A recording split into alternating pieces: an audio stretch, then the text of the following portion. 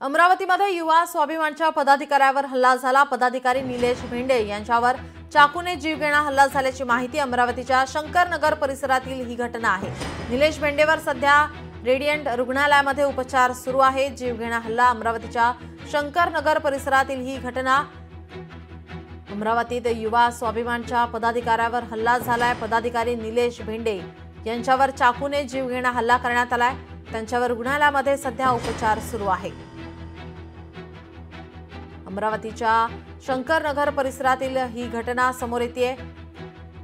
निलेश भेंडे यांच्यावर चाकूने जीवघेणा हल्ला करण्यात आलेला आहे।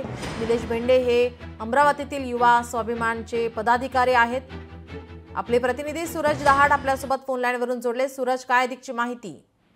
नक्कीच आपण जर पाहिलं तर निलेश भेंडे जो आहे, जो आमदार रवी राणा यांच्या पक्षाचा कार्यकर्ता आहे, त्याचा जर आपण जर पाहिलं तर काल सायंकाळची संपूर्ण घटना आहे। शंकरनगर स्थित तो जात होता, मात्र त्याच्यावर जर पाहिलं तर दोन अज्ञात लोकांनी जो हल्ला केला आहे। सध्या जर पाहिलं तर निलेश भेंडे यांच्यावर जर पाहिलं तर अमरावतीच्या खासगी रुग्णालयामध्ये उपचार चालू आहे। मात्र नेमका हल्ला का केला, राजकीय अनुषंगाने काही याची काही पार्श्वभूमी काय आहे का, याचा संपूर्ण जो तपास आहे अमरावती पोलीस करत आहेत। मात्र एका राजकीय पक्षाच्या पदाधिकाऱ्यावर अशा प्रकारे हल्ला होणं कदाचित अमरावती शहराच्या कायदा व सुव्यवस्थेचे प्रश्नचिन्ह या निमित्ताने उपस्थित होत आहे।